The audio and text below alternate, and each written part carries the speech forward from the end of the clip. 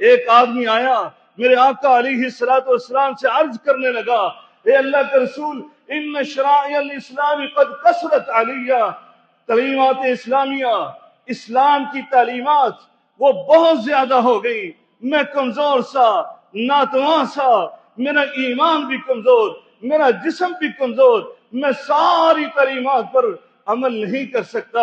اللہ کے رسول فَأَخْبِرْنِي بِشَيْءٍ، مجھے کوئی ایسے عمل بتلائیے، کوئی ایسی بات بتلا دیجئے، أَتَشَبَّسُ بِهِ، میں اس کے ساتھ چمٹ جاؤں، میں اس عمل کو کروں اور وہ عمل مجھے جنت میں لے کر چلا جائے۔ میرے آقا علیہ الصلوۃ والسلام نے صاحب جوامع الکلم نے اس کو وصیت فرماتے ہوئے کہا، فرمایا سنو، تم یہ بات کرا، لا یزال لسانک رطبا من ذکر اللہ، فرمایا اپنی زبان کو ہمیشہ ذکر الہی سے تر رکھنا، اٹھتے بیٹھتے چلتے پھرتے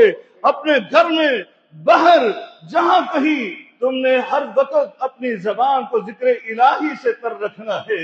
اللہ اکبر، کتنی قیمتی نصیحت فرمائی، کتنی اہم وصیت فرمائی کہ اللہ رب العالمین قرآن میں اپنے حبیب کی اس وصیت کی اہمیت کو بیان کرتے ہوئے فرماتا ہے۔ سورۃ الاحزاب آیت نمبر 35 نکال کر دیکھیے، اللہ نے اپنے مومن بندوں کی 10 صفات کا تذکرہ فرمایا، اور 10 صفات میں سے کسی ایک صفت کے ساتھ بھی میرے اللہ نے یہ نہیں کہا کہ یہ صرف کثرت سے پیدا کر لو، یہ اپنے اندر خوبی زیادہ سے پیدا کر لو، لیکن اس صفت کے متعلق کہا جو وصیت میرے آقا علیہ الصلوۃ والسلام اپنے صحابہ کو کر رہے تھے، اپنے صحابی کو بتلا رہے تھے۔ میرے اللہ نے فرمایا والذاکرین اللہ کثیرا